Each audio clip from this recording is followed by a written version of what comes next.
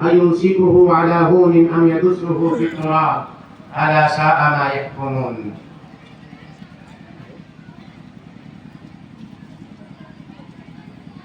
صدر جلسہ معزز علماء کرام، دینی ملی بھائیوں، بزرگوں، نوجوان ساتھیوں، عزیز بچوں، پیاری مائیں اور بہنوں، تھوما میں میری یہ تیسری حاضری ہے اور تیسری حاضری میں یہ دوسرا خطاب ہے۔ رات کے 11:06 ہو رہے ہیں۔ کچھ منٹ آپ کے سامنے رہوں گا انشاءاللہ العزیز، اور میری کوشش یہ ہوگی کہ کتاب و سنت کی روشنی میں کچھ باتیں آپ کے سامنے رکھی جائیں، اور اللہ تبارک و تعالی سے اس امید کے ساتھ کہ اللہ تبارک و تعالی ہمیں اور آپ تمام حضرات کو اس پر عمل کی توفیق عطا فرمائے۔ مجھے جو عنوان دیا گیا ہے وہ ہمارے سماج میں پائے جانے والے ایک ایسے رواج سے متعلق ہے، ہمارے سماج میں پائے جانے والے ایک ایسے جرم سے متعلق ہے جس نے سماجی زندگی کو کھوکھلا کر کے رکھا ہے، جس جرم نے رشتہ داریوں کی قدر و قیمت کو گھٹا کر کے رکھ دیا ہے، جس غلطی نے جنہیں اللہ تبارک و تعالی نے اعلیٰ مقام عطا فرمایا، اسلام نے جاہلیت کی جن رسم و رواج کا قلع کما کیا تھا، آج اسی جاہلیت کے دور میں پھر سے ہم آ گئے ہیں اور وہی زندگی جینے لگے ہیں۔ وہ موضوع، وہ عنوان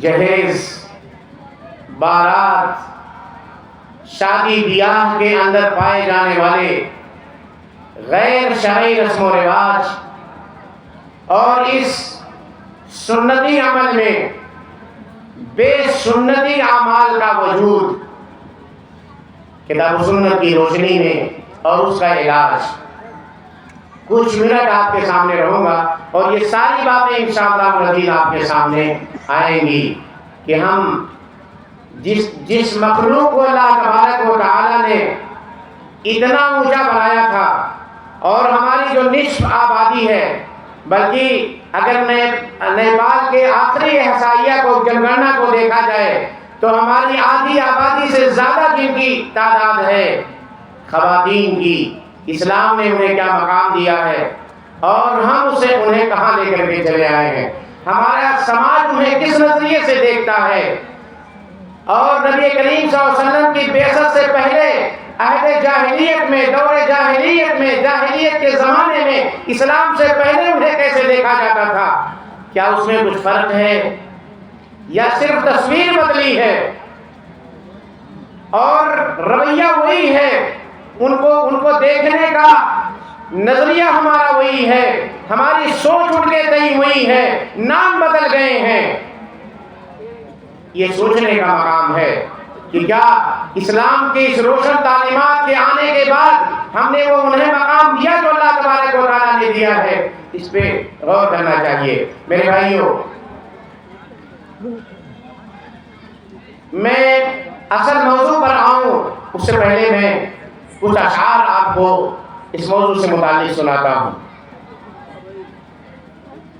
شاید یہ آپ کے دل کو کچھ نرم کر دے اور ہماری بات جو کتاب و سنت کی روشنی میں ہو وہ آپ کے دل میں گھر کر جائے، اور آپ یہاں سے جانے کے بعد یہ عزم کر کے جائیں کہ انشاءاللہ العزیز اب اپنے سماج کو ہم اسی طرح سے بنائیں گے اور اس آدھی آبادی کو اسی نظریے سے دیکھیں گے جس نظریے سے ان کا خالق انہیں دیکھتا ہے، جس نظریے سے اسلام انہیں دیکھتا ہے، جو مقام انہیں اسلام عطا فرماتا ہے۔ ایک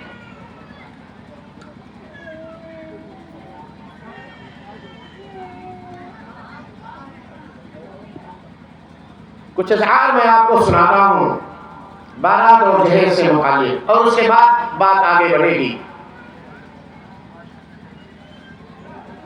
نام جیسا ہے تیرا، نام جیسا ہے تیرا، ویسا تیرا کام نہیں۔ نام جیسا ہے تیرا، ویسا تیرا کام نہیں۔ کیا تو انسان نہیں، کیا مسلمان نہیں؟ کیا تو انسان نہیں، کیا مسلمان نہیں؟ کام بدعت کی کرے چال مشرکانہ ہے، کام بدعت کی کرے چال مشرکانہ ہے۔ حد ہوئی اور بتا تجھ کو کہاں جانا ہے، جا کے پہنچا ہے وہاں تیرا جہاں کام نہیں۔ کیا تو انسان نہیں، کیا مسلمان نہیں؟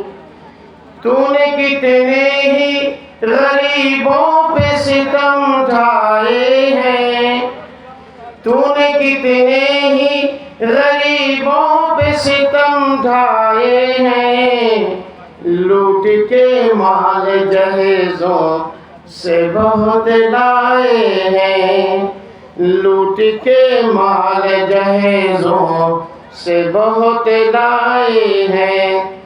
شرم کر تیرے گھر کیا کوئی جواں بیٹی نہیں، شرم کر تیرے گھر کیا کوئی جواں بیٹی نہیں؟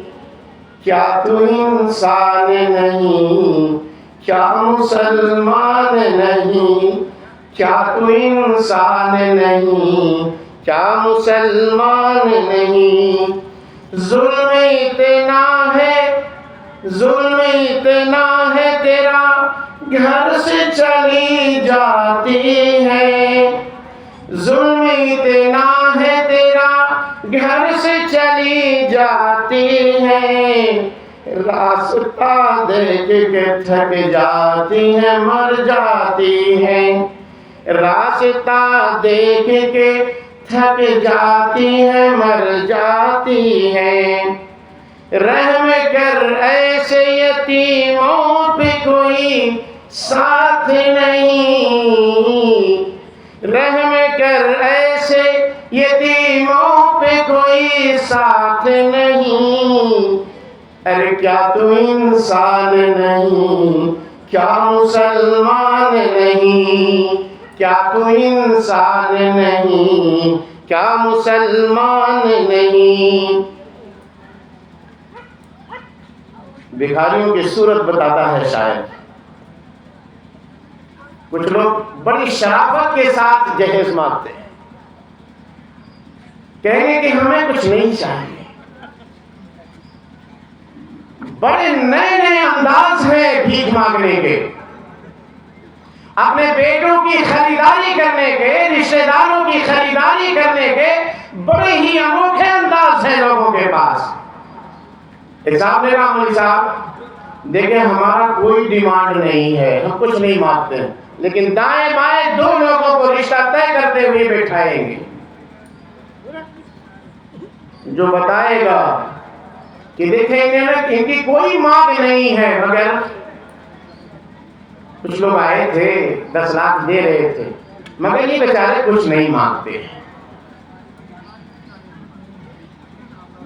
یہ 12 لاکھ پا رہے تھے مگر ان کی کوئی مانگ نہیں ہے۔ یہ کیا بتانا چاہتے ہیں؟ اس سے اوپر کی بولی لگانی ہے تو آگے بڑھیے گا، نہیں تو چپل پہنے اور نکل جائیں۔ آئیے کہ دیکھتے ہیں شاعر کیا کہتا ہے۔ مانگتا بھیکھے ہے منہ کھول کے کہہ دیتا ہے، مانگتا بھیکھے ہے منہ کھول کے کہہ دیتا ہے، کیا کرے باپ مجبوری میں سب دیتا ہے، بیچنے کو کھیت نہیں ہے تو گھر گروی رکھ دیا، بیچنے کو کھیت نہیں ہے تو گھر گروی رکھ دیا ہے۔ ایک زمان آئے گا کہ مجھے لگتا ہے کہ جب کچھ بیچنے کو نہیں بچے گا تو کڈنیاں گرنا شروع ہوں گی، اس لیے کہ جوان بیٹی کو گھر پہ بٹھایا نہیں جا سکتا، جوان بیٹی کو گھر پہ بٹھایا نہیں جا سکتا ہے۔ کہاں جا رہے ہیں ہم میرے بھائی؟ مانگتا بھی کہ منہ کھول کے کہہ دیتا ہے، کیا کرے باپ، کیا کرے باپ ہے مجبوری میں سب دیتا ہے۔ لے کے جا شوق سے بھیک منگے، لے کے جا شوق سے بھیک منگے تیرے پاس نہیں، لے کے جا شوق سے بھیک منگے تیرے پاس نہیں۔ ارے کیا تو انسان نہیں، کیا مسلمان نہیں؟ اور باراتیوں کی حالت جانتے ہیں؟ اپنے گھر اگر 1 کلو گوشت 10 پریوار میں سے 1 کلو گوشت اگر 10 پریوار میں لے کے چلے آئیں، دوسری بوٹی کا حصہ آیا ہو نا حصہ، 2 بوٹی کا حصہ آ جائے تو ڈاکٹروں کے پاس جو ہتھیار ہوتے ہیں نا وہ ڈھونڈیں گے کہ کہیں گوشت کے اندر بھی، ہڈی کے اندر بھی کوئی ریشہ باقی نہ رہ جائے، اسے نوچ نوچ کے کھاتے ہیں۔ اور بارات میں بیٹی کے گھر کسی بیٹی کے باپ کے گھر باراتی بن کے اگر کھانے گئے ہیں تب حالت کیا ہوتی ہے؟ جاتے ہیں ایسے پکڑتے ہیں اور ایک بار نوچا جو منہ میں آیا وہ باقی ٹیبل کے نیچے، اپنا پیسہ نہیں لگا ہے، مال مفت دلے بے رحم، مال مفت دلے بے رحم، کوئی ترس نہیں ہے۔ ایک بارات واپس اس لیے چلی گئی کہ کسی صاحب دین نے باراتیوں کو ٹوک دیا کہ میرے بھائی جو کھانا ہے ڈھنگ سے کھا لو، اگر کھانا ہی ہے تو اللہ کی یہ نعمت ہے، اسے صحیح سے استعمال کر لو، اسے ٹیبل کے پیچھے پھینکنے سے آپ کو کیا حاصل ہونے والا ہے؟ تو شاعر کہتا ہے ساتھ باراتی کے جو گدھ تیرے جاتے ہیں، گھر کے بھوکے ہیں سبھی نوچ کے کھا جاتے ہیں، گھر کے بھوکے ہیں سبھی نوچ کے کھا جاتے ہیں۔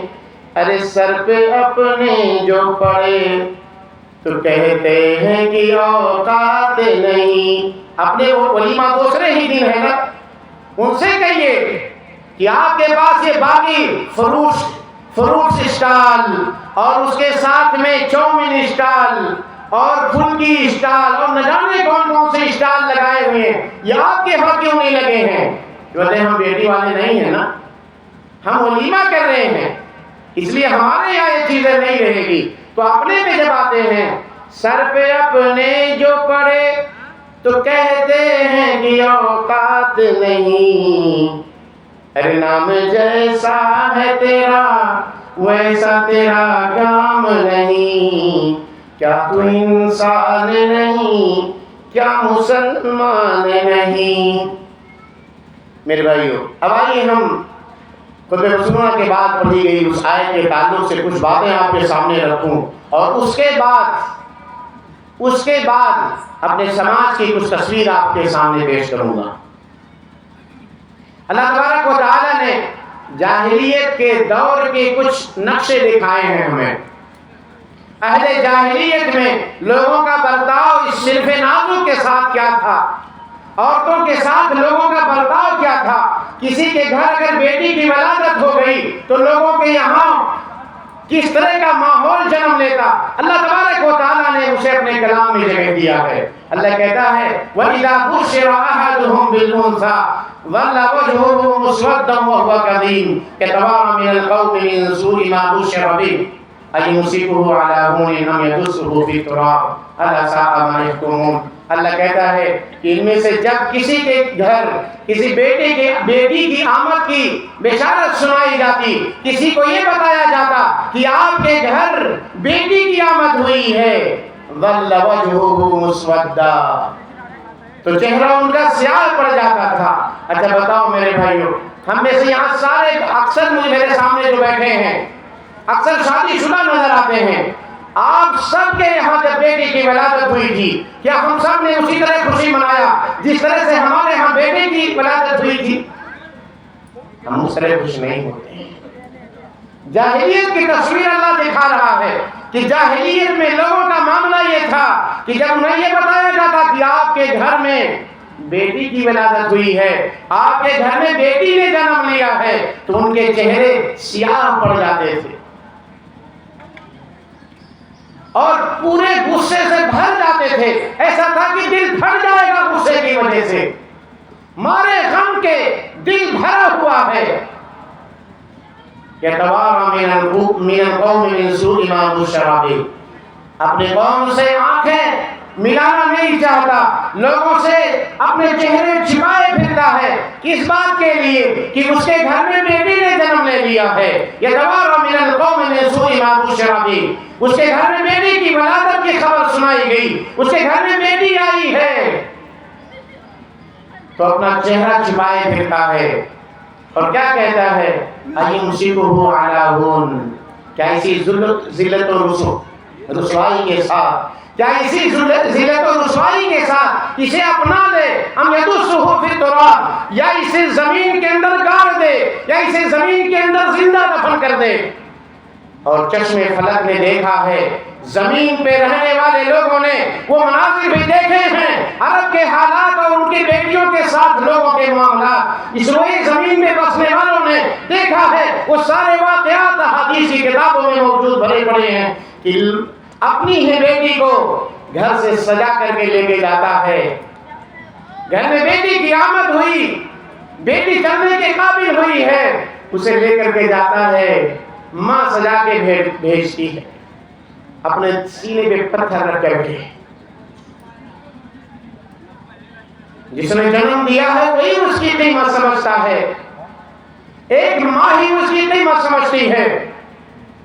پیدا ہونے والا، اس کے پیٹ سے جنم لینے والا، وہ بیٹا ہے یا بیٹی ہے، تکلیف تو اتنی ہی ماں جھیلتی ہے۔ جس کے درد کو رب قرآن بناتا ہے وہ ماں ہے جس کی ہم نے احانت کی ہے میرے بھائیوں۔ اللہ تبارک و تعالیٰ نے اس ماں کے درد کی قیمت کو بیان کرتے ہوئے کہا، حملتہ امہ وہنا علی وہن، حملتہ امہ وہنا علی وہن، وہ ماں ہے جو درد پر درد اٹھا کر کے اپنے بچے کو جنم دیتی ہے۔ وہ جنم دینے والا چاہے بچی ہو یا بچہ ہو، ماں کو درد اتنا ہی ہوتا ہے، اور اسی درد کو رب نے قرآن بنایا ہے اور ہم نے اس کی کوئی قدر نہیں کی ہے۔ باپ بیٹی کو سجا کے لے کے جاتا ہے، گڈھا کھودتا ہے اس میں دفن کرنے کے لیے، گڈھا کھودتا ہے، اس گڈھے سے مٹی اس کے اوپر آتی ہے، بیٹی کی ننھی انگلیاں اپنے باپ کے جسم سے آ رہے دھول کو ہٹاتی ہے، کہتی ہے ابو آپ کا جسم میلا ہے۔ کیا پتا ہے اس بچی کو، کیا پتا ہے کہ یہ جو گڈھا کھودا جا رہا ہے اس میں اس کا یہ باپ دفن کرے گا، اس کا یہ باپ زندہ اس کے اندر بھاگ دے گا؟ کوئی نہیں جانتا، اس بیٹی کو خبر ہی نہیں ہے۔ وہ پھول سی بچی اپنے باپ پر آ رہی مٹی کو ہٹا رہی ہے، وہ اپنے مٹی پہ، اپنے باپ پہ ترس کھا رہی ہے، اور باپ ایسا ہے کہ سماج کے آر کے ڈر سے، ذلت اور رسوائی کے ڈر سے اس کے دل کی قساوت اتنی بڑی ہے کہ اس بیٹی کی ننھی انگلیاں بھی اسے نہیں روک پا رہی ہیں، اپنے ہاتھوں سے دفن کرتا ہے۔ اللہ تعالیٰ اسی کے بارے میں کہا وَإِذَا الْمَوْءُودَةُ سُئِلَتْ۔ میرے بھائیو، یہ رشتہ داریاں جو ہم بیچتے ہیں، جانتے ہو اللہ نے اس کو یہ ذکر اِذَا بُشِّرَ أَحَدُهُم بِالْأُنثىٰ ظَلَّ وَجْهُهُ مُسْوَدًّا وَهُوَ كَظِيمٌ يَتَوَارَىٰ مِنَ الْقَوْمِ مِن سُوءِ مَا بُشِّرَ بِهِ أَيُمْسِكُهُ عَلَىٰ هُونٍ أَمْ يَدُسُّهُ فِي التُّرَابِ أَلَا سَاءَ مَا يَحْكُمُونَ۔ کتنا برا فیصلہ تھا جو خالق کائنات کے تعلق سے لوگوں کو کفار کا تھا کہ اللہ تعالیٰ نے فرشتوں کو اپنی بیٹیاں بنا لیا ہے، اور اس طرح سے اپنی بیٹیوں کو اپنے گھروں سے ہٹانے کا جو فیصلہ تھا وہ بھی ان کا برا تھا۔ میرے بھائیو، ذرا سی میں ایک جھلک آپ کو دکھاتا ہوں۔ اللہ تبارک و تعالیٰ نے عورتوں کی شکل میں کتنی بڑی نعمت ہمارے گھروں میں بھیجی ہے۔ ایک عورت کی شکل میں یہ جس روپ میں بھی آئے، یہ جو روپ بھی دھارن کرے، یہ جس تصویر میں بھی آئے، جس رشتے میں بھی آئے، بڑا خوبصورت، بڑا پیارا سا رشتہ ہے۔ اگر یہ بیٹی کی شکل لے کر کے ہمارے گھر میں آئے، اگر یہ بیٹی کا روپ دھارن کر کے ہمارے گھر میں آئے، اگر کسی کے ہاں بیٹی کی شکل لے کر کے کسی کے گھر کو وہ جگمگانے آتی ہے، اللہ کے نبی کریم صلی اللہ علیہ وسلم اس کی عظمت کو بیان کرتے ہوئے، اس کے مقام کو بیان کرتے ہوئے، اس کے باپ کے لیے ایک خوشخبری سناتا ہے۔ اللہ کے نبی ایک خوشخبری سناتے ہیں، یہ دین اسے ایک مقام عطا فرماتا ہے۔ نبی کریم صلی اللہ علیہ وسلم نے فرمایا، من ابتلی بشیء من هذه البنات كنا له سترا من النار۔ اے بیٹیوں کے باپ، اے بیٹیوں کے ماں باپ، آپ کے لیے خوشخبری ہے، اور یہ خوشخبری کبھی کسی بیٹے کی ولادت میں نبی نے نہیں سنائی ہے۔ اللہ کے نبی نے کیا فرمایا بیٹیوں کی ولادت کے تعلق سے؟ کہا، من ابتلی بشیء من هذه البنات كنا له سترا من النار۔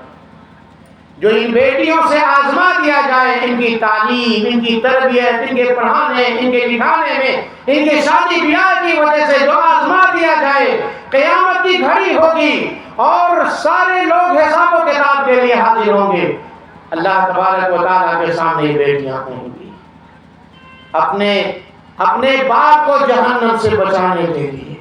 نبی نے فرمایا، کُنَّا لَهُ سِتْرًا مِّنَ النَّارِ۔ جہنم کے سامنے یہ دیوار بن جائیں گی بیٹیاں۔ کسی بیٹے کے بارے میں ہر کوئی یہ چاہتا ہے کہ اس کے گھر میں بیٹا ہو، بیٹا ہو، بیٹا ہو، مگر ان کی فضیلت اس طرح سے نہیں کہیں حدیث میں آئی جس طرح نبی کریم صلی اللہ علیہ وسلم نے بیٹیوں کی صورت میں خوشخبریاں سنائی ہیں۔ میرے بھائیو، یہ مقام اللہ کے نبی کریم صلی اللہ علیہ وسلم نے، اس اسلام نے، اللہ تبارک و تعالیٰ نے بیٹیوں کو عطا فرمایا ہے۔ اس لیے بیٹیوں کے آنے کی وجہ سے ہمارے کندھے سے جھک جاتے ہیں۔ جھکاؤ نہیں بیٹیوں کے باپ، آپ اپنے سینے کو بلند کرو، کیونکہ آپ آخرت کے لیے بھیجے گئے ہو۔ یہاں دنیا میں آپ کے لیے رہنا نہیں ہے۔ آپ کی زندگی کتنی ہی دراز کیوں نہ ہو جائے، آپ کی عمر لمبی ہی کیوں نہ ہو جائے، قبر میں آپ کو بھی جانا ہے۔ کوئی بیٹا آپ کے قبر میں اترنے کے لیے، ایک گھڑی آپ کی اس اندھیری کوٹری میں سونے کے لیے کوئی بھی راضی ہونے والا نہیں ہے۔ جن کے لیے آپ حرام و حلال سب کچھ کرنے کو تیار ہیں، ان کا حال جانتے ہو کیا ہے؟ کہ جن کی دنیا بنانے کے خاطر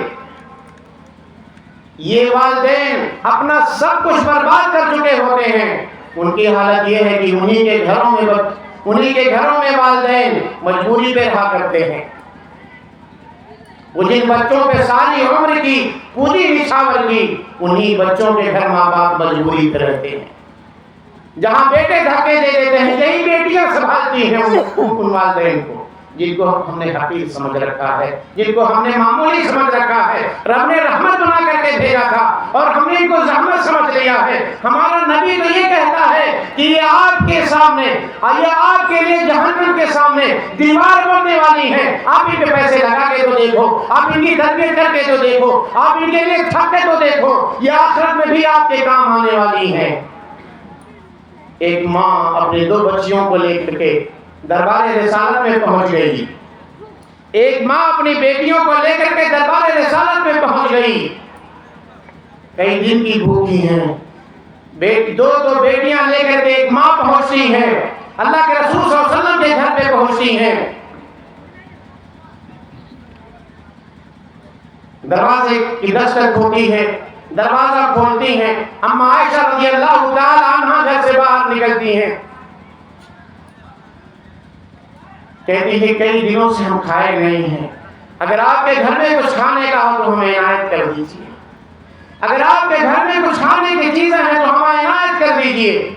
اما عائشہ رضی اللہ تعالی عنہ گھر میں جاتی ہیں، مختلف روایات ہیں، بعض روایتوں میں 1 کھجور پاتی ہیں، بعض میں 2، بعض میں 3 کا ذکر ملتا ہے۔ گھر کس کا ہے؟ سرور کونین کا ہے۔ گھر کس کا ہے؟ امام الانبیاء کا ہے۔ گھر کس کا ہے؟ امام المرسلین کا ہے۔ گھر کس کا ہے؟ رحمت للعالمین کا گھر ہے۔ اور گھر میں پورا گھر ٹٹولنے کے بعد اگر زیادہ روایتیں لے لیتے ہیں تو 3 کھجوریں اما عائشہ رضی اللہ تعالی عنہ کی جلدی ماں کے ہاتھ میں تھماتی ہیں۔ ماں نے 2 کھجوریں اپنے دونوں بچیوں کے ایک کر کے ہاتھ میں دیا اور 1 کھجور اپنے منہ کے قریب لے گئی، اپنا خود کھانا چاہا ماں نے۔ تب تک بچیوں نے سوال کر دیا، امی ابھی پیٹ نہیں بھرا ہے، امی ابھی کچھ اور چاہیے، امی اور چاہیے، پیٹ نہیں بھرا ہے۔ یہ ماں ہی قربانی دے سکتی ہے۔ اما عائشہ سارا ماجرا دیکھ رہی ہیں۔ ماں نے اپنے حصے کے کھجور کا 2 ٹکڑا کیا، آدھا ایک کے ہاتھ میں، آدھا دوسرے کے ہاتھ میں پکڑایا۔ اما عائشہ سارا ماجرا دیکھتی ہیں۔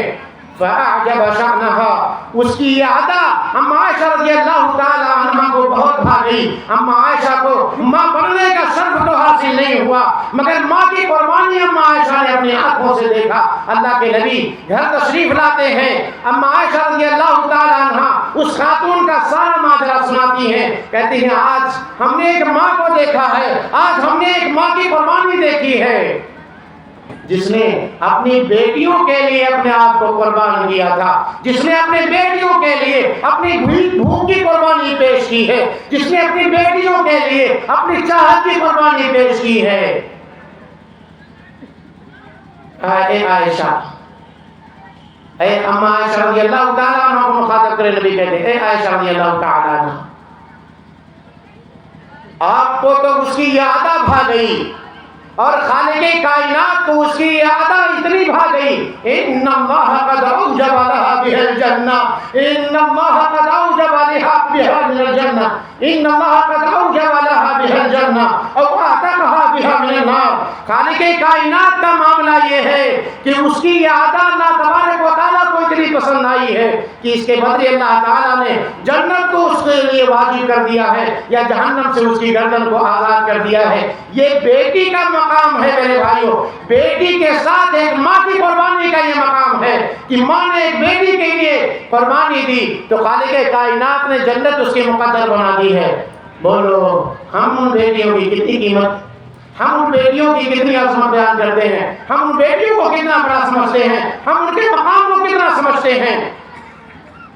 کچھ نہیں، ان رشتوں کو ہم بیچنا جانتے ہیں، ان رشتوں کی ہم خریداری کرنا جانتے ہیں، ان رشتوں کو کا سودا کرنا ہم جانتے ہیں، اپنی ہی عزت کو نیلام کرنا ہم جانتے ہیں۔ جب ایک باپ اپنی بیٹی کو، ایک باپ جو اپنی بیٹی کا رشتہ لے کر کے در در لوگوں کے ہاں پھرتا ہے، ایسا لگتا ہے کہ ٹوٹ جائے گا باپ، مگر ظالموں کو اس باپ پہ کوئی ترس نہیں آتی۔ میرے بھائیو، اس لیے اس خاتون کی جتنی بھی صورت ہے، جتنی شکلیں ہیں، جتنے روپ ہیں، اللہ تعالیٰ نے سارے روپوں کو، ساری شکلوں کو بہت ہی بہترین طرح سے دکھایا۔ اگر یہی خاتون آپ کے گھر میں بیٹی کی صورت لے کر کے آ جائے تو یہ مقام، اگر یہی بیٹی آپ کے گھر میں بہن کی صورت لے کر کے آتی ہے، آئیے نبی کریم صلی اللہ علیہ وسلم کے ہاں اس کا مقام دیکھتے ہیں۔ غزوہ حنین کی بات ہے، اللہ کے نبی کریم صلی اللہ علیہ وسلم کے صحابہ نے فتح کیا، بہت ڈھیر سارے مارے غنیمت لوگوں کے ہاتھ میں آئے، ان میں ایک ایسی بچی بھی تھی، ان میں ایک ایسی خاتون بھی ہے کہ جس کو لوگ جب دھکے دے رہے ہیں، ان کے ساتھ غلاموں سا برتاؤ جب کیا جا رہا ہے تو اس میں دبی سی آواز نکل کے آتی ہے کہ میں تمہارے صاحب کی بہن ہوں۔ ایک دبی سی آواز آتی ہے کہ میں تمہارے نبی کی بہن ہوں، میں تمہارے صاحب کی بہن ہوں۔ یہ بات نبی کریم صلی اللہ علیہ وسلم تک پہنچائی گئی کہ ان قیدیوں میں ایک خاتون کا دعویٰ یہ ہے کہ وہ آپ کی بہن ہے، اللہ کے نبی نے فرمایا اسے میرے پاس لے کے آئیے۔ اللہ کے نبی کریم صلی اللہ علیہ وسلم کے پاس شیمہ بنت حارث کو لایا گیا۔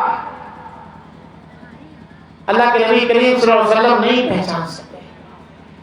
اللہ کے نبی نے کہا کہ آپ کا دعویٰ یہ ہے کہ آپ میری بہنہ لگتی ہیں، کیا علامت ہے، کیا پہچان ہے، آپ کے پاس نشانی کیا ہے کہ میں آپ کا بھیا لگتا ہوں؟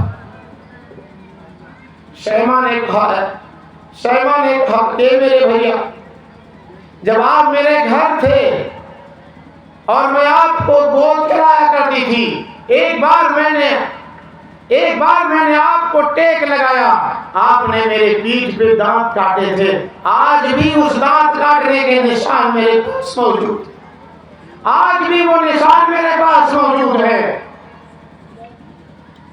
اللہ کے نبی کریم صلی اللہ علیہ وسلم کے سامنے وہ نشان کھول کر کے دکھاتی ہیں۔ ایک بہن کا مقام یہ ہوتا ہے میرے بھائیوں، اور یہ احساس اس وقت ہوتا ہے جب بھائی کے کاندھے پر رخصت ہو رہی بہن اپنا سر رکھ کر کے اور اپنی قیمتی آنسو بہاتی ہے، تب اس کی قیمت سمجھ میں آتی ہے کہ آج میرا آنگن جو میری بہن سے بھرا ہوا تھا، میری بہن نے جس آنگن کو زینت بخشا تھا، آج وہ گھر سنسان ہو جائے گا۔ میری بہن اللہ کے نبی نے اپنے چادر اٹھائے، زمین پر آپ نے پھیلا دیا، کہا میری بہن اس پہ بیٹھ جاؤ، تمہارا مقام یہ ہے میری بہن اس چادر پہ بیٹھو۔ اللہ کے نبی نے اپنی بہن کو اپنی چادر پر بٹھایا ہے۔ یہ مقام اللہ کے نبی نے کسی کو نہیں دیا، یہ مقام نبی کریم صلی اللہ علیہ وسلم نے کسی کو نہیں دیا میرے بھائی، جو مقام ایک بہن پر دیا۔ اپنی چادر زمین پہ بچھائی، اس پر بٹھایا، کہا میری بہن بتاؤ کیسی ہو؟ میری بہن اگر آپ میرے ساتھ چلو گی میں بہت کچھ آپ کی عزت کروں گا، بہت کچھ میں آپ سے محبت کروں گا، بہت پیار ہے مجھے آپ سے، آپ میرے ساتھ چلو، مدینہ چلتے ہیں۔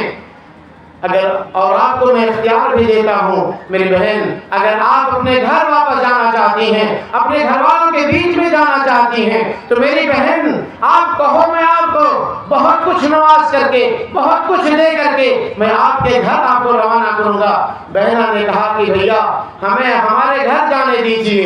اللہ کے نبی کریم صلی اللہ علیہ وسلم نے غلام دیا، لونڈی دی، بہت سارا ساز و سامان دے کر کے اپنی بہنہ کو رخصت کیا ہے۔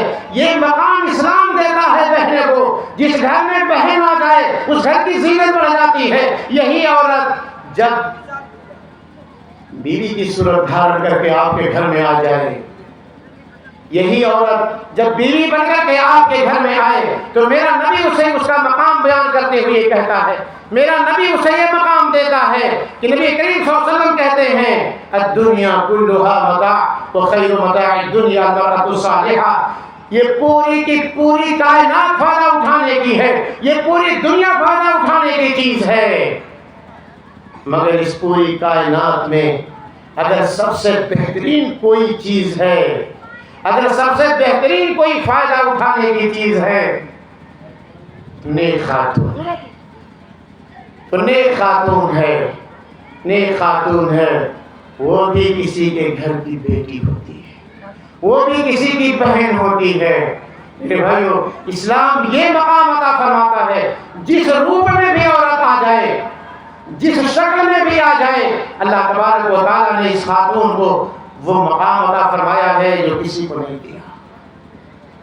یہی عورت اگر ماں کی شکل اختیار کر کے آ جائے۔ ابھی آپ سن رہے تھے تقریر مجھ سے پہلے، ایک عزیز طالب علم نے عورت کے مقام، ماں باپ کے مقام کو بیان کرتے ہوئے بہت ساری باتیں آپ کے سامنے پیش کی ہیں۔ اگر یہ ماں کی صورت لے کر کے آپ کے سماج میں آتی ہے تو اس ماں کا مقام اللہ کے نبی کریم صلی اللہ علیہ وسلم نے یہ دیا کہ جنت اس کے قدموں میں لا کے رکھا ہے۔ صحابی رسول جنت میں جانے کی ضد میں ہیں، ایک صحابی رسول اس ضد میں لگے ہوئے ہیں کہ میں جنگ میں شرکت کرنا چاہتا ہوں. امی کہتی ہے کہ نہیں، آپ کی مجھے ضرورت ہے، میرے پاس رہ جاؤ، مجھے چھوڑ کے مت جاؤ میرے لال، مجھے آپ کی ضرورت ہے، مجھے آپ کے سہارے کی ضرورت ہے، مجھے آپ کی مدد کی ضرورت ہے، میں بوڑھی ہوں، مجھے چھوڑ کے مت جاؤ. بیٹے ضد پہ ہے کہ اللہ کے راستے میں جنگ کے لیے نکلوں گا. ضد پہ ماں کے آنکھوں سے آنسو چھلک پڑے. خبر نبی کریم صلی اللہ علیہ وسلم تک پہنچ گئی. نبی کریم صلی اللہ علیہ وسلم نے صحابی رسول کو بلایا اور کہا آپ نے اپنی ماں کے آنکھوں میں آنسو دیے ہیں، جائیے واپس جائیے، اور جس طرح سے آپ نے ان کے آنکھوں میں آنسو دیے ہیں اسی طرح سے جائیے ان کے چہرے پر آپ خوشیوں کی لہر دوڑا کر کے آئیے. آپ جائیے ان کے قدموں کا لازم پکڑے، فضم الجنہ. اگر آپ جہاد میں جا کر کے جنت لینا چاہتے ہیں تو جاؤ ان کے قدموں کا لازم پکڑو، وہاں جنت مل جائے گی. یہ ماں ہے جس کے درد کو رب قرآن بناتے ہوئے کہا حملتہ امہ وہنا علی وہن.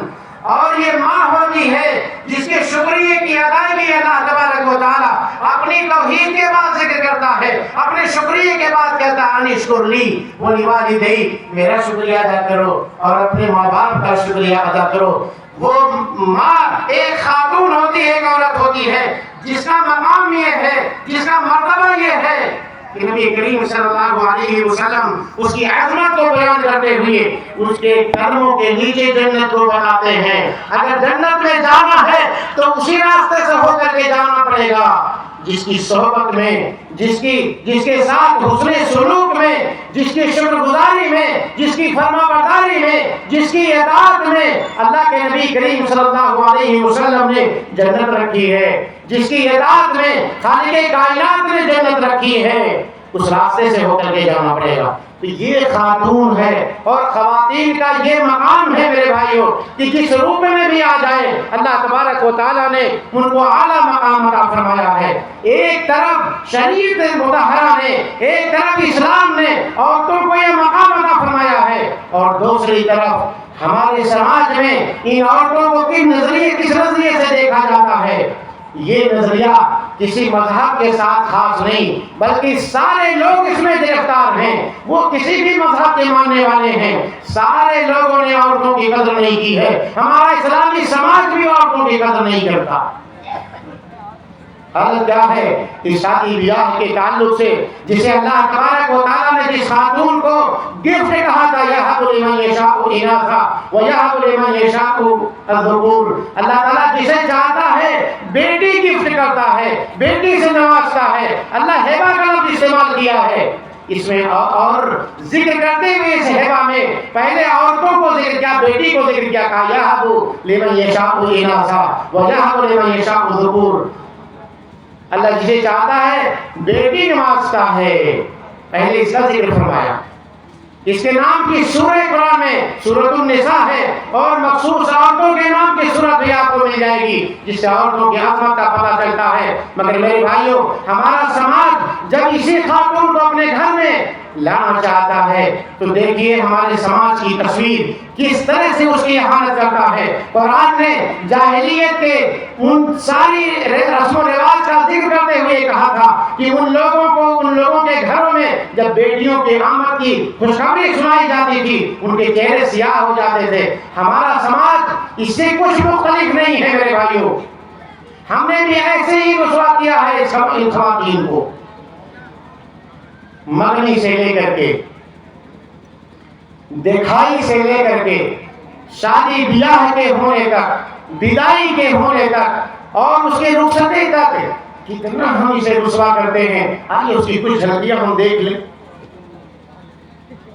ایک خاتون کو کتنا ہم رسوا کرتے ہیں، اس جہیز اور بارات کی صورت میں کتنا ہم اسے رسوا کرتے ہیں. آپ اس باپ سے جا کر کے پوچھیں، ایک باپ جو اپنی بیٹی کو 20 سال 25 سال 22 سال 30 سال اپنے سینے سے لگا کر کے پالتا ہے، اپنے سینے سے لگا کر کے جس کی تربیت کرتا ہے، جسے اپنے گھر میں ایک شہزادی کی طرح پالتا ہے، جب اس کے رخصت کرنے کی باری آتی ہے، جب اسے اس کے گھر سے نکالنے کی باری آتی ہے، جب وہ اپنے گھر سے اپنی بیٹی کی شادی کر کے اپنے گھر سے اسے رخصت کرنا چاہتا ہے، باپ کتنا ذلیل ہوتا ہے، اور ہم نے ان بیٹیوں کے کتنے سودے کیے ہیں۔ میرے بھائیوں، آئیے کچھ جھلکیاں دیکھتے ہیں ہمارا سماج کیا کرتا ہے ان کے لیے۔ میرے بھائیوں، ہمیں ایک بچی کے بارے میں خبر ملی کہ کچھ عورتیں، اللہ تعالیٰ خیر کرے ان عورتوں کا اور ان کی اصلاح فرمائے، یہ خواتین بھی کم نہیں ہے میرے بھائیوں، یہ خواتین یہی جن کی احانت کی جاتی ہے، یہی خواتین جب ساس بنتی ہیں تو کیوں بھول جاتی ہیں کہ ہماری اپنی بھی بیٹیاں ہیں۔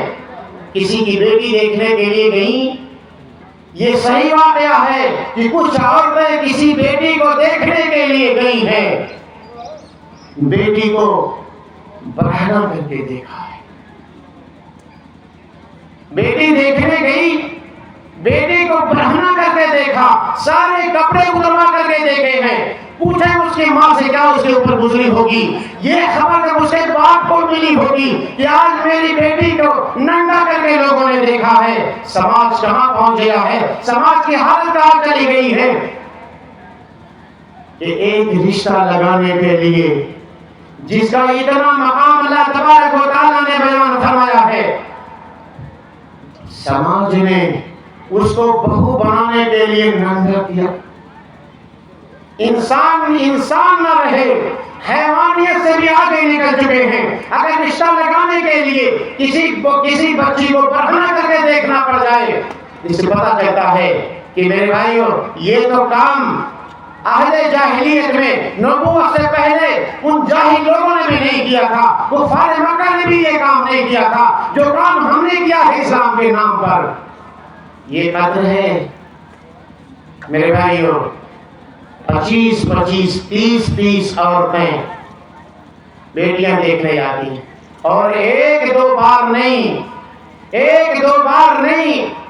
کئی بار جاتی ہے دیکھنے کے لیے، ایک گھرانے میں نہیں، اللہ جانے کیا ڈھونڈتی ہے وہ۔ گئی دیکھ کر کے آئی تو نام چہرہ کان ایسا، ساری خوبصورتی ایک خاتون کے اندر ڈھونڈتی ہے۔ نہیں میرے بھائیوں، اللہ تبارک و تعالیٰ سے توبہ کرو میری مائیں اور بہنوں، آپ اللہ تبارک و تعالیٰ سے رو گڑاؤ، آپ نے یہ غلطیاں کی ہیں جن کو اللہ تبارک و تعالیٰ نے مقام عطا فرمایا تھا، آپ نے ان رشتوں کو، ان بابرکت رشتوں کو آپ نے اپنے قدموں سے روکا ہے۔ یہ کام نہیں ہونا چاہیے جسے رب نے گفٹ کہا تھا، ہم نے اس گفٹ کو اپنے قدموں سے روک دیا ہے، اپنے جوتے کے تلے، اپنے جوتے سے ہم نے، اپنے جوتوں تلے ہم نے ان سارے رشتوں کو روکا ہے۔ میرے بھائیوں، اگر کسی باپ کو بیچ کر کے آپ رشتہ لگانا چاہتے ہیں تو اس کو رشتہ لگانا نہیں کہتے، اس کو رشتہ لگانا نہیں کہتے، یہ انسانیت نہیں ہے۔ اس کو نہیں کہا جاتا کہ کوئی باپ پی کر کے اپنی زمینیں بیچ کر کے اور اپنی بیٹی کی جدائی کرے۔ میرے بھائیوں، اپنی بیٹی کو اپنے سینے سے لگا کے پالا تھا اور اس کی رخصتی کرے، اپنے گھر سے اسے باہر نکالے اور اس کے آنکھوں میں آنسو اس بات کے ہو کہ باپ لٹ گیا ہے، یہ انسانیت نہیں ہے، اس انسانیت نہیں کہتے۔ باز آؤ اور اس طرح کی جو رسم و رواج آپ کے ہاں بچیوں کے دیکھنے کے تعلق سے منگنی کے موقع پر لاکھوں روپے، نبی کریم صلی اللہ علیہ وسلم نے تو یہ کہا تھا کہ سب سے بابرکت نکاح وہ ہے جس میں سب سے زیادہ، سب سے کم خرچ ہو۔ اور آج ہماری سوچ، آج ہمارا نظریہ بدل یہ گیا ہے کہ سب سے بابرکت شادی وہ ہمیں لگتی ہے، سب سے اچھی شادی وہ سمجھی جاتی ہے جس میں خرچ سب سے زیادہ ہوا ہو۔ کہاں ہے نبی کریم صلی اللہ علیہ وسلم کی سنتیں؟ کارڈ چھپاتے ہو تو اس کارڈ پہ لکھتے ہو النکاح من سنتی، کارڈ پہ آپ نے لکھا نکاح من سنتی، اور اس نکاح میں سنت کی کتنی چیزیں پائی جاتی ہیں؟ ہم نے جتنے بھی نکاح دیکھے ہیں، جتنی بھی ہم نے شادیاں دیکھی ہیں، سنت کا سین بھی اس میں نہیں پایا جاتا۔ ایک ہی سنت ہے جو مولوی صاحب بیٹھ کر کے ایجاب کو قبول کرا دیتے ہیں، اس کے علاوہ سنت نام کی کوئی چیز نہیں۔ اللہ کے نبی کریم صلی اللہ علیہ وسلم خطبہ حاجہ پڑھا کرتے تھے اس طرح کی مناسبات میں، اور خطبہ حاجہ کے اندر اللہ کے نبی کریم صلی اللہ علیہ وسلم قرآن کریم کی تین مختلف جگہوں سے تین آیتوں کے پڑھنے کا اہتمام کرتے تھے، جسے ہم نے بھی اپنے خطبہ مسنونہ میں پڑھا ہے۔ ان تینوں آیتوں کے اندر ایک پیغام ایسا ہے جو یکساں ہے، اور وہ جانتے ہیں کیا ہے؟ اللہ کے تقوی اختیار کرنے کا ہے۔ اسی نکاح کے موقع پر ایک پیغام بار بار تینوں آیتوں میں دہرایا جا رہا ہے، یا ایھا الذین آمنوا اتقوا اللہ، یا ایھا الناس اتقوا ربکم، یا ایھا الذین آمنوا اتقوا اللہ۔ اللہ کا تقوی اختیار کرو، اللہ کا تقوی اختیار کرو، اللہ سے ڈرو، حرام کاموں سے بچو، اور جو نبی کریم صلی اللہ علیہ وسلم کی اس موقع سے سنت ہے اسے اپناؤ۔ مگر ہم نے اس مناسبت سے اللہ کا خوف اپنے دل میں پیدا کیا؟ نہیں، ہم رشتوں کے سوداگر بن چکے ہیں، ہم رشتوں کے بیچنے والے بن چکے ہیں۔ ہمارے یہاں معاملہ یہ ہو گیا ہے کہ اب ہم جتنا زیادہ ان سے وصول لیں، میرے بھائیوں، ایک طرف میراث نہ دے کر کے باپ غلطی کرتا ہے، میراث نہ دے کر کے بھائی غلطی کرتا ہے، تو دوسری طرف ہم اس باپ کو دبا کر کے، اس باپ کو نوچ کر کے، اس باپ کے گلے پہ پاؤں رکھ کر کے رشتہ لگانے کا جو غلط کام کرتے ہیں، یہ بھی بھیانک جرم ہے، اور یہ بھی وہ ساری خطائیں ہیں جو غیروں سے آ کر کے آج ہمارے سمجھ میں دین کا روپ اختیار کر چکی ہیں۔ کتنے لوگ ایسے بھی ملتے ہیں، کہتے ہیں اگر کوئی سنت کے مطابق شادی کرنا چاہتا ہے تو کہتے ہیں کہ دلپھیچ کی طرح ہمارے گھر نہ ہی جاؤ، ہے نا؟ کہتے ہیں دچار نہیں لے گا، دلپھیچ کی طرح نہ آئے۔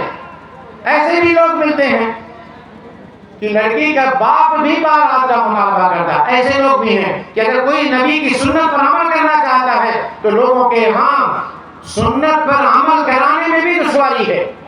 کہتے ہیں ہمارے ہاں فقیر کی طرح، قلاش کی طرح، دلپھیچ کی طرح، حقیر لکیر کی طرح مت آ جانا، ٹھاک باغ سے گاڑیوں کی ایک لمبی لائن ہونی چاہیے۔ تو میرے بھائیو، ہمارے رشتوں کا معاملہ یہ ہے کہ دکھائی سے لے کر کے بیوی کے انتخاب سے لے کر کے ان بیٹیوں کو رسوا کیا جاتا ہے۔ میرے بھائیو، آپ کے پاس بہت ساری ایسی مثالیں ملیں گی۔ نبی کریم صلی اللہ علیہ وسلم کے زمانے میں نبی کریم صلی اللہ علیہ وسلم نے اپنی بیٹیوں کی شادی کی، صحابہ کرام نے اپنی بیٹیوں کی شادی کی ہے، صحابہ کرام نے خود اپنی شادیاں کی ہیں، وہ ہمارے لیے آئیڈیل ہیں۔ نبی کریم صلی اللہ علیہ وسلم کی ذات ہمارے لیے آئیڈیل ہے۔ صحابہ کرام جن کے ایمان کو اللہ تبارک و تعالیٰ نے ہمارے لیے معیار قرار دیا ہے، فَإِنْ آمَنُوا بِمِثْلِ مَا آمَنْتُم بِهِ فَقَدِ اهْتَدَوْا، اگر ان کی طرح آپ کا ایمان ہو جائے تو ہدایت یاب ہو جاؤ گے، سیدھے راستے پہ چلنے والے ہو جاؤ گے، صحیح معنوں میں مومن بن جاؤ گے۔ ان کی زندگی ہمارے لیے آئیڈیل اور نمونہ ہے۔ ہم نے کن کو بنایا ہے؟ ہم نے کن کو بنایا ہے اللہ کے بندو؟ اس لیے ضرورت اس بات کی ہے کہ نبی کریم صلی اللہ علیہ وسلم کی سنتوں کو اپنایا جائے۔ میں آپ سے پوچھتا ہوں میرے قوم کے جوانوں، بھلا بتاؤ کہ آپ عثمان ذوالنورین سے اچھے ہیں؟ میرے قوم کا جوان عثمان ذوالنورین سے اچھے ہیں؟ صدر محترم نے، امیر محترم نے، امیر جماعت نے اس بات کا تذکرہ کیا تھا کہ عثمان غنی رضی اللہ تعالیٰ عنہ وہ ایک صحابی ہیں جنہوں نے اکیلے ایک پوری جنگ کی تیاری کرائی تھی۔ غزوہ احد کے موقع پر، غزوہ تبوک کے موقع پر پورے جنگ کی تیاری اکیلے کرانے والے، ان سے اچھے ہیں ہم؟ ان سے زیادہ مالدار ہیں، ان سے زیادہ کمانے والے ہیں، ان سے بڑے بزنس مین ہیں، ان سے زیادہ ہوشیار ہیں، ان سے زیادہ ہم نیک ہیں، ان سے بڑے ہو گئے ہیں ہم؟ میرے نبی کے دوہرے داماد ہونے کا شرف ملا ہے۔ مگر کوئی ایک آدمی کھڑا ہو کر کے یہ کہہ سکتا ہے کہ نبی کریم صلی اللہ علیہ وسلم کے گھر وہ اپنے ساتھیوں کو لے کر کے آئے تھے نکاح پڑھانے کے لیے؟ کوئی ایک مثال ایسے لا سکتا ہے؟ عبد الرحمن بن عوف رضی اللہ تعالیٰ عنہ مدینے کے بڑے تاجروں میں سے ایک تاجر ہیں۔ شادی ہو گئی۔ میرے بھائیوں معاف کیجئے گا، علماء کرام میں معذرت کے ساتھ آپ سے کہتا ہوں کہ ہم بھی تھوڑا اس معاملے میں پیچھے ہٹے ہوئے ہیں۔ وہی عبد الرحمن بن عوف رضی اللہ تعالیٰ عنہ ہیں، مکے سے خالی ہاتھ پہنچے ہوئے ہیں۔ سعد بن ربیع رضی اللہ تعالیٰ عنہ کے اور ان کے درمیان بھائی چارگی کرانے والے وہ لوگ کون؟ نبی کریم صلی اللہ علیہ وسلم ہے۔ شادی ہو گئی، آپ صلی اللہ علیہ وسلم نے ان کے جسم پہ شادی کے اثرات دیکھے، شادی کے اثرات دیکھے، کچھ زردیاں دیکھی، لگا کہ آپ نے شادی شاید کر لیا ہے۔ پوچھ لیا، اے عبدالرحمن ابن عوف، کیا آپ نے شادی کر لی ہے؟ آپ صلی اللہ علیہ وسلم کا پوچھنا کیا بتاتا ہے؟ ہم مولوی صاحب بھی اپنے شاگردوں کے اگر بارات نہیں گئے یا شاگرد نے ہمیں بارات کے لیے نہیں کہا تو ناراض ہو جاتے ہیں، نکاح پڑھانے کے لیے اگر نہیں کہا تو ناراض ہو گئے کہ ارے دیکھو اتنے سال تک پڑھائے تھے، اپنے شادی میں ہمیں بارات میں نہیں لے کر گیا ہے، نکاح پڑھانے کے لیے ہمیں نہیں کہا ہے۔ نہیں میرے بھائیو، میرے نبی سے اچھا کوئی نکاح پڑھانے والا بولو اس روئے زمین پہ، کوئی میرے نبی سے اچھا نکاح پڑھانے والا؟ میرے نبی کی زبان اطہر سے کسی کی پیاری زبان ہو سکتی ہے، اس سے زیادہ شیریں بیانی کسی کے اندر آ سکتی ہے۔ عجب ادائے لطف تھی کہ سنگ دل پگھل گئے، نسیم نوش کے قدح میں بوند بوند ڈھل گئے۔ نبی نے جس سے گفتگو کر لی، دل کھول کر کے جس سے باتیں کر لی، جس نے نبی کو بھر نظر دیکھ لیا وہ نبی کا ہو کر کے رہ گیا ہے۔ میرے بھائیو، کسی نے کہا، نبی نے کسی سے کہا، عبدالرحمن بن عوف سے کہا نکاح پڑھانے کیوں نہیں لے گئے؟ پتہ یہ چلا کہ یہ سارا معاملہ، یہ سارے بارات کا سلسلہ تھا ہی نہیں۔ اللہ کے نبی نے پوچھا تو کیا پوچھا؟ کہا بتاؤ مہر میں کیا دیے ہو؟ آسان شادی کی مثال عبدالرحمن ابن عوف رضی اللہ تعالیٰ عنہ جیسے مالدار صحابی سے سیکھیے گا۔ عبدالرحمن ابن عوف رضی اللہ تعالیٰ عنہ سے پوچھتے ہیں کہ عبدالرحمن ابن عوف ذرا یہ بتاؤ کہ آپ نے مہر میں کیا دیا ہے؟ آپ نے مہر میں کیا دیا ہے؟ کہا گٹھلی، کھجور کی گٹھلی کے برابر سونا دیا ہوں اللہ کے رسول۔ کون ہے؟ مدینے کے بڑے تجار میں سے ایک ہیں۔ معمولی مہر ہے، شادی کو آسان بناؤ، یہ مثال پیش کیا عبدالرحمن ابن عوف نے۔ شادی کو آسان بنانے کی مثال عثمان ذوالنورین نے پیش کیا ہے، شادی کو آسان بنانے کی مثال علی مرتضیٰ نے پیش کی ہے۔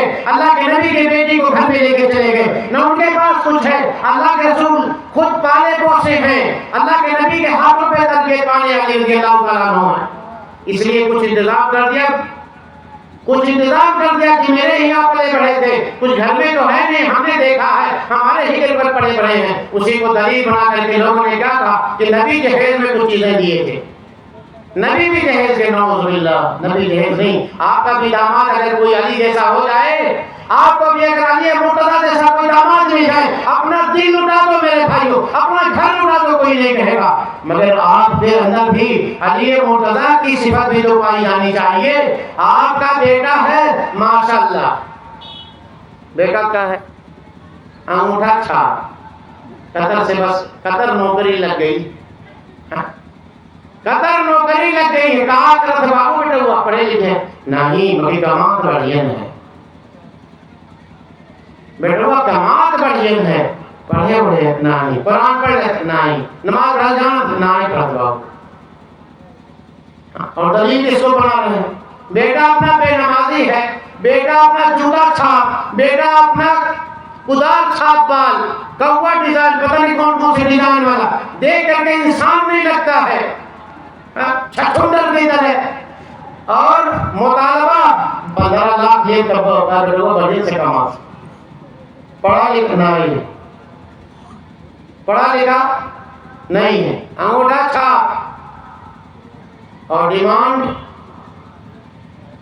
پیسہ کتنا ڈیمانڈ؟ 15 لاکھ، 20 لاکھ، 25 لاکھ۔ ہمارے ہاں ایک شادی ہوئی ہے، شاید 40 لاکھ روپیہ دیا، 40 لاکھ روپیہ۔ ان غریب بیٹیوں کی حالت دیکھو، اس غریب باپ کو دیکھو جو اس انتظام میں ہے 4-4 5-5 سال گھوم کر کے رشتہ ڈھونڈتا ہے کہ کہیں اس کی بیٹی کے لیے بہترین رشتہ مل جائے، جن کے گھروں میں کھڑے ہونے کی جگہ نہیں ہے، جن کے گھروں میں پاؤں رکھنے کی جگہ نہیں ہے، جن کے گھروں میں موٹر سائیکل کھڑی کرنے کی جگہ نہیں، بلٹ کا مطالبہ ہے، 10-15 لاکھ کے مطالبے ہیں، گھر رہنے کی جگہ نہیں ہے، لہسن ڈالنے کے لیے کھیت نہیں ہے، بیٹا انگوٹھا چھاپ ہے اور باپ در در کی ٹھوکریں کھا کر کے رشتہ ڈھونڈتا ہے۔ میرے بھائیو اس کی مثال ذرا دیکھیے، آپ سب کسان ہیں، آپ کے گھروں میں یہ اناج آنا شروع ہو گئے نا، آپ سب دھان کٹا کے اپنے گھر لا رہے کہ نہیں لا رہے ہیں؟ اب اگر آپ یہ دھان کٹا کر کے اور لے کر کے آپ پہنچے دکاندار کے یہاں اور اس دکاندار سے کہیں یہ دھان بھی ہمارا لے لیجئے اور ہر کنٹل پر 5,000 روپیہ بھی لے لیجئے، مگر ہمارا یہ دھان رکھ لیجئے، بولو کیا سمجھا جائے گا اسے؟ کیا سمجھا جائے گا؟ آج ہماری حالت یہی ہے۔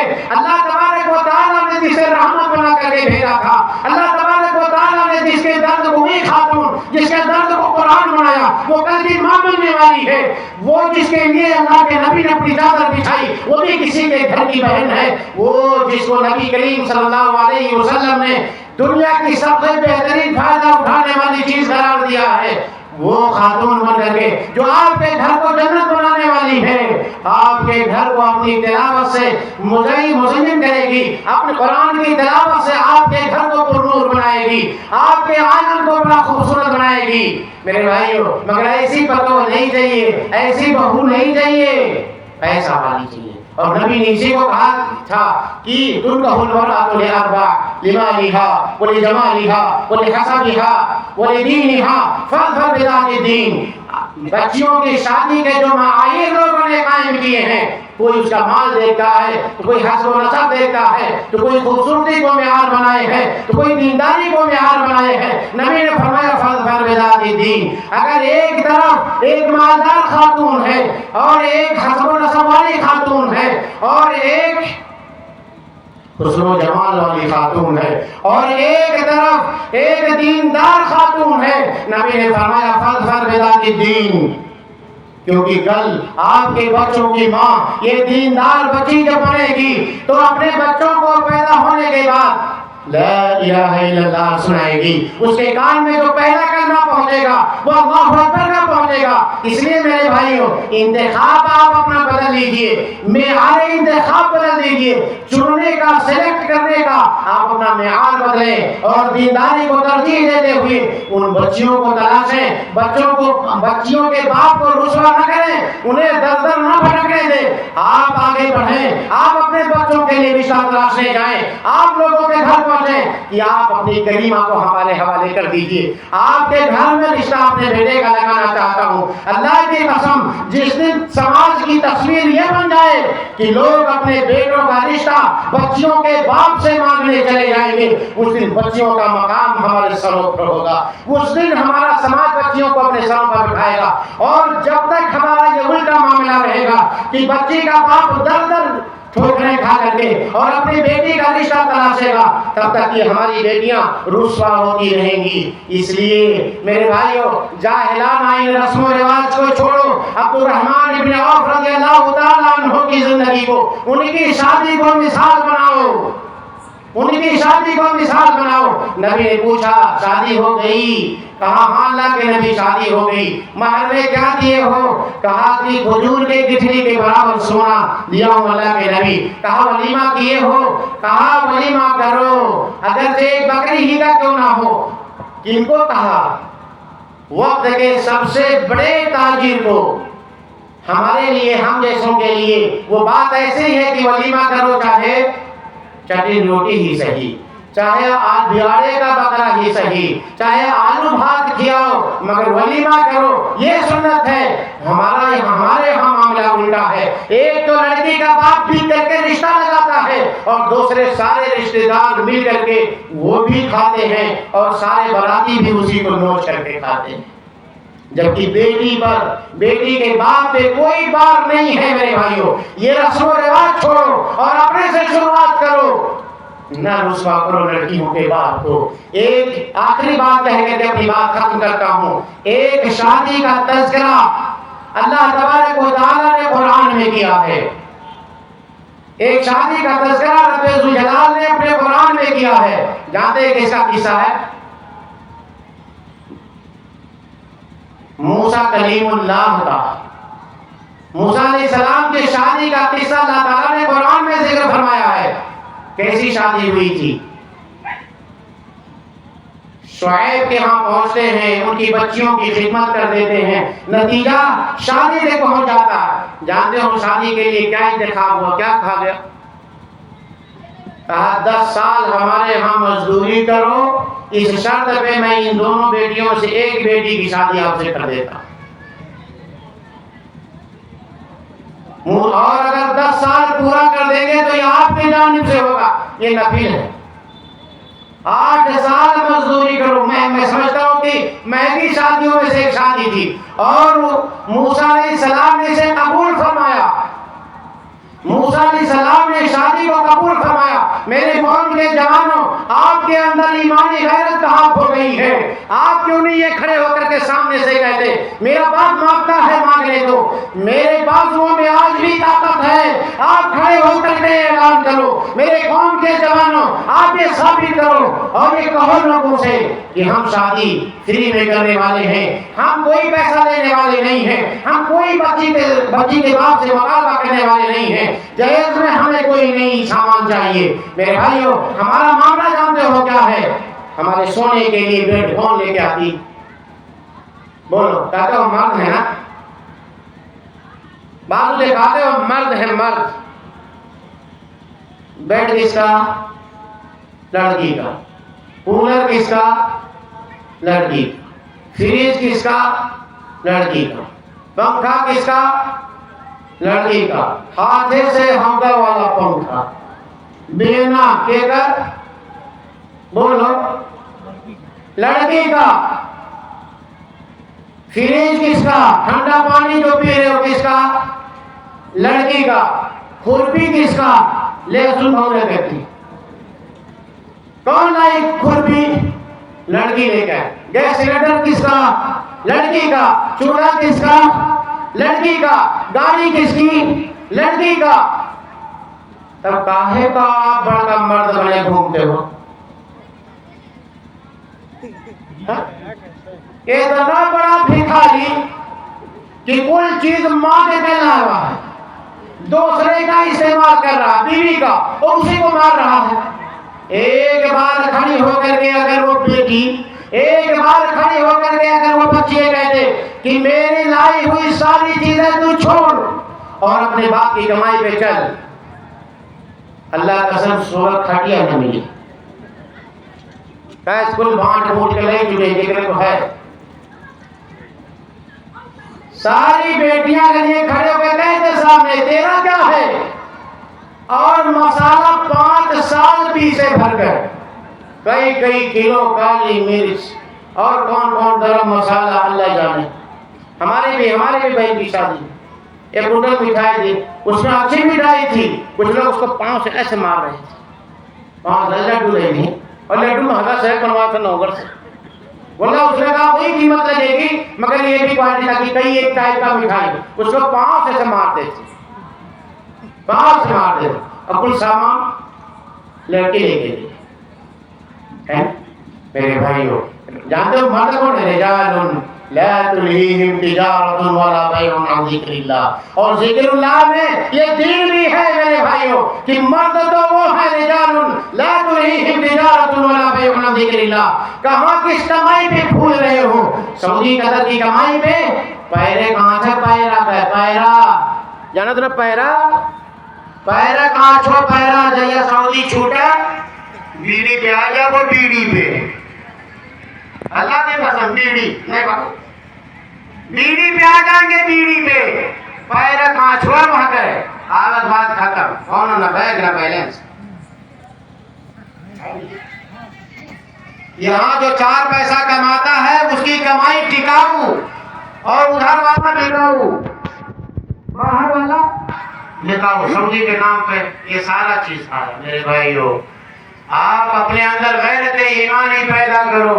اٹھو میرے قوم کے جوانوں اور بچاؤ اپنے آپ کو, اپنی عزت کو بچاؤ, اپنی ایمانی غیرت کو جگاؤ اور اعلان کرو کہ انشاءاللہ العزیز نہ ہم بارات جائیں گے, نہ بارات کا یہ حرام کھانا کھائیں گے.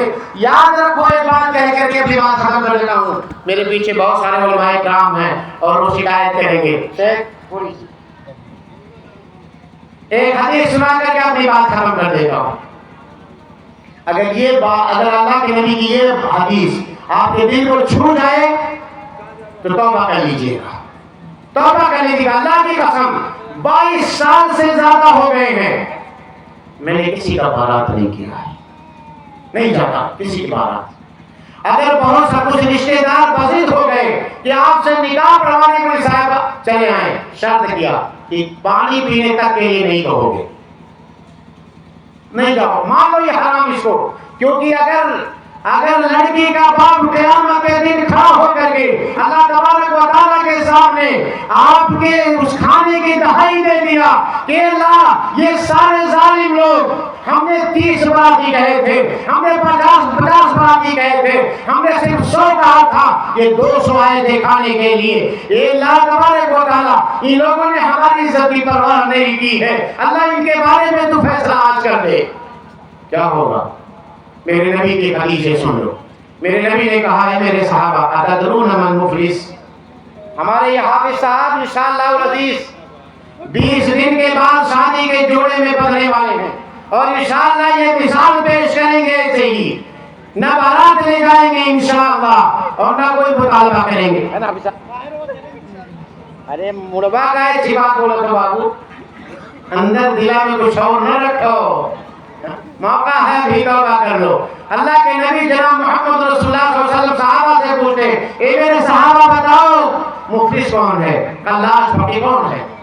میرے نبی کے صحابہ نے کہا المفلس فینا من لا درہم لہ ولا متاع, ہم مفلس اسی کو سمجھتے ہیں, فقیر قلاش اسی کو سمجھتے ہیں جس کے ڈہری میں نہ اناج ہو, نہ جیب میں پیسہ ہو, نہ بینک کے کھاتے میں پیسہ, جس کے پاس دنیا نہ ہو اسی کو ہم فقیر سمجھتے ہیں. گھر دوار بال کچھ نہ ہو, جس کے پاس قلاش ہو وہی فقیر ہم سمجھتے ہیں. اللہ کے نبی کریم صلی اللہ علیہ وسلم نے کہا یہ تو ظاہری فقر ہے جو ظاہر ہو جائے گی, ہے نا. آپ کے گھر میں کھانے کا نہیں, پڑوسی سے لے آئیں گے کہ نہیں لائیں گے؟ بتاؤ, مانگ لاتے ہیں کہ نہیں مانگ لاتے ہیں؟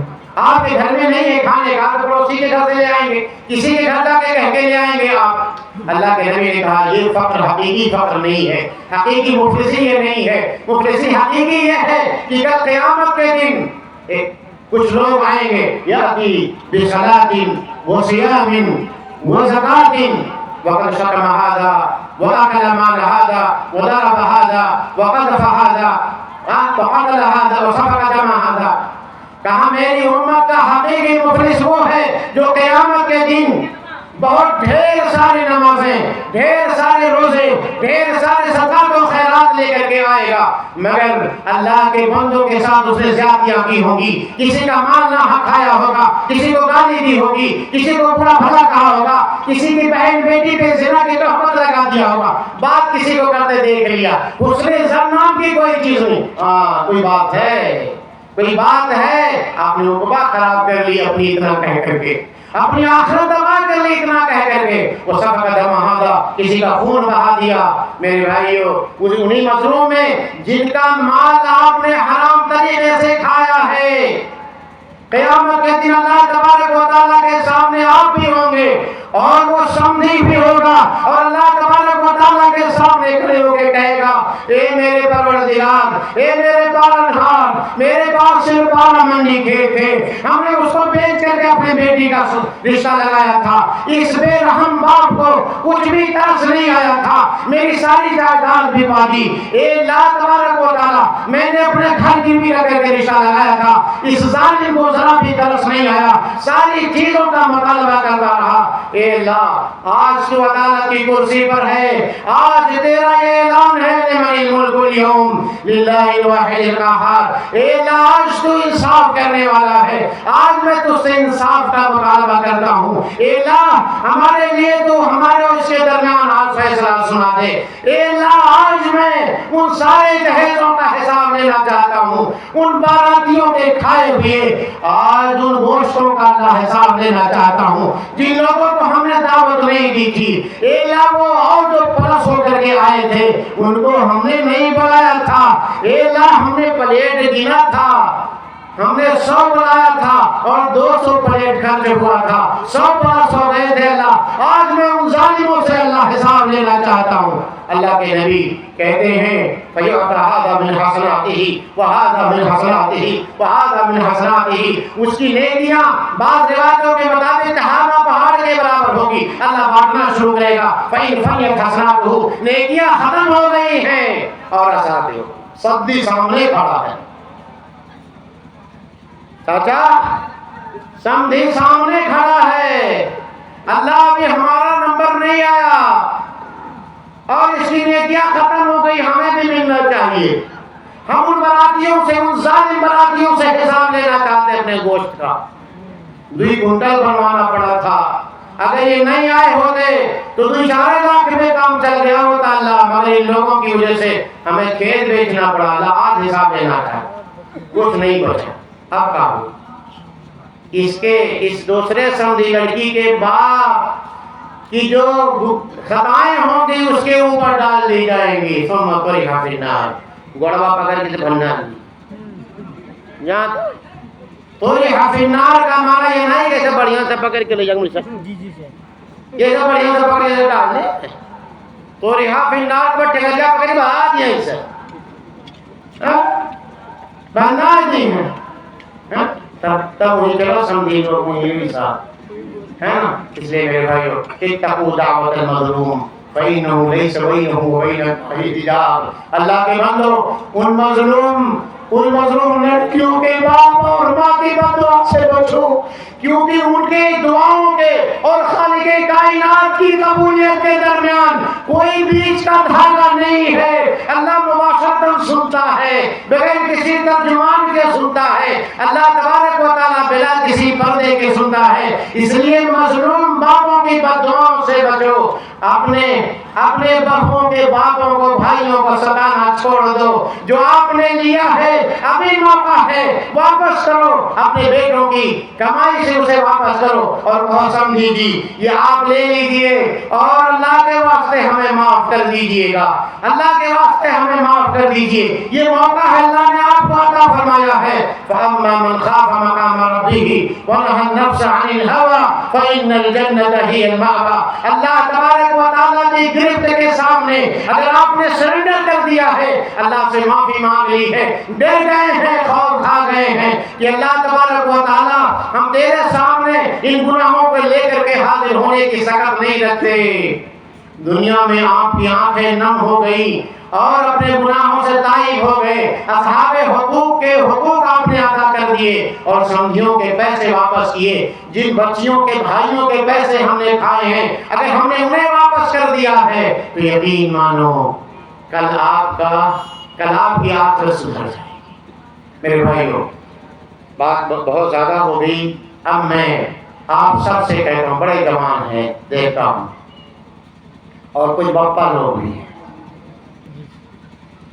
بتائیے کتنے لوگ ایسے ہیں جو آج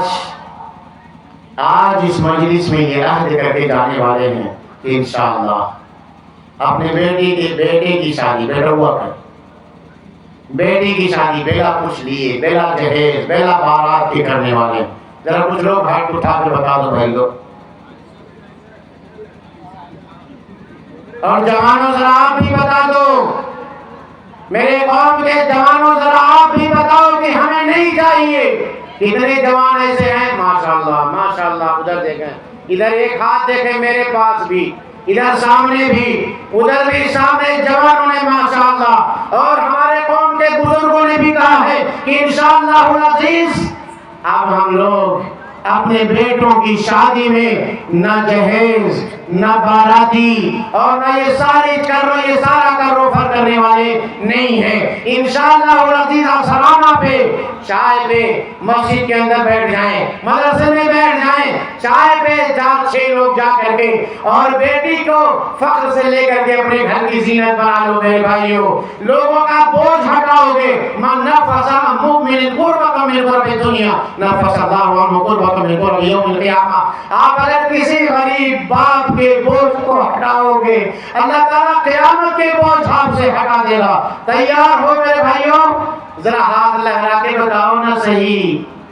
ماشاءاللہ ماشاءاللہ، ذرا کیمرے میں قید کرو میرے بھائی کو، ماشاءاللہ ذرا اٹھائے رکھو میرے بھائی، دکھائیں ماشاءاللہ کی ہمارے قوم کے غیور مسلمان آج بھی سماج میں موجود ہیں الحمدللہ۔ ماشاءاللہ یہ دروں ہٹو، بڑھیا سے ریکارڈ ماشاءاللہ ایک آدھ آپ بھی جی ہیں ماشاءاللہ۔ اللہ رب العالمین سے دعا ہے کہ بارے الہ تو غفور ہے، تو رحیم ہے، تو آپ درگزر کرنے والے ذات۔ اللہ یہ تیرے بندے ہیں جو تیرے اس دینی مجلس میں تیرے دین کی بات جہاں ہو رہی ہے، آج ان لوگوں نے اپنے سماج میں پائے جانے والی کوریدیوں کو اور غلط رسم و رواج کے بارے میں اعلان کیا ہے کہ ہم اپنے گھر میں آنے نہیں دیں گے انشاءاللہ۔ اللہ جو باتیں ہم نے کہی ہیں اس پر ہمیں اور تمام سامعین کو سننے کی توفیق عطا فرما۔ اللہ میری قوم کی جو مائیں اور بہنیں ہیں، اے اللہ رب العالمین ان کے اندر بھی سدھار پیدا کر دے۔ یہ 18-20 کی شکل میں جو بچیاں دیکھنے جاتی ہیں کپڑوں کے چکر میں، 500 بدائی کے چکر میں، اللہ ان کو محفوظ کر دے۔ اور اسی طرح ہم مردوں سے بڑھ کر کے جو عورتیں بھی اب بارات جانا شروع ہو گئی، اللہ ان کو بھی اس سے محفوظ کر دے۔ اے اللہ رب العالمین تو مالک الملک ہے، بادشاہوں کا بادشاہ ہے۔ اے اللہ رب العالمین، اے اللہ رب العالمین تو مالک الملک ہے، بادشاہوں کا بادشاہ ہے۔ اے اللہ ہم تیرے کمزور بندے ہیں، اے اللہ ہماری خطاؤں پہ پردہ ڈال دے، اے اللہ ہمارے گناہوں کو معاف فرما دے۔ اے اللہ ہم نے جو اب تک جرائم کیے اللہ تو خوب جانتا ہے۔ اے اللہ رب العالمین وہ ساری خطاؤں سے ہمارے سماج کو پاک کر دے۔ اے اللہ سارے غلط رسم و رواج سے ہمارے سماج کو پاک صاف کر دے مولا۔ اے اللہ اس مجلس میں جتنے تیرے بندے تیرے دین کی بات سننے کے لیے آئے ہیں اور جو لوگ دور سے موبائلوں کے ذریعے، واٹس ایپ کے ذریعے، فیس بک کے ذریعے اور یوٹیوب اور نہ جانے کون سے جو ذرائع ہیں ان کے ذریعے سے سن رہے ہیں، اللہ ان سب کی مغفرت فرما دے۔ اللہ ان سب کے دلوں میں تو دین کی باتیں اتار دے۔ اے اللہ ہم سب کو اپنے دین کا شہدائی بنا دے۔ اے اللہ ہمارے دلوں میں تو اپنے رسول کی، اپنے دین کی، اپنے رسول کے صحابہ کی سچی محبت عطا فرما دے۔ اے اللہ ہمیں جن کے والدین دنیا چھوڑ کے چلے گئے مولا ان کی قبروں کو نور سے بھر دے، انہیں عذاب قبر سے محفوظ کر دے۔ اے اللہ رب العالمین ہمیں جن کے والدین دنیا چھوڑ کے چلے گئے مولا جنت الفردوس ان کا ماں اور مسکن بنا دے۔ اللہ ہمیں جن کے والدین باحیات ہیں انہیں صحت و تندرستی عطا کرتے ہوئے، دین پہ قائم و دائم رکھتے ہوئے اے اللہ ان کی عمر میں برکت عطا فرما۔ اللہ تو نے جنت ان کے قدموں میں رکھی ہے، وہ جنت کے پانے کی ہمیں توفیق عطا فرما دے۔ اقول قولی ھذا استغفر اللہ لی ولکم ولسائر المسلمین فاستغفروہ انہ هو الغفور الرحیم۔ سبحان ربک رب العزۃ عما یصفون وسلام علی المرسلین والحمد للہ رب العالمین۔ والسلام علیکم ورحمۃ اللہ وبرکاتہ۔ جزاک اللہ۔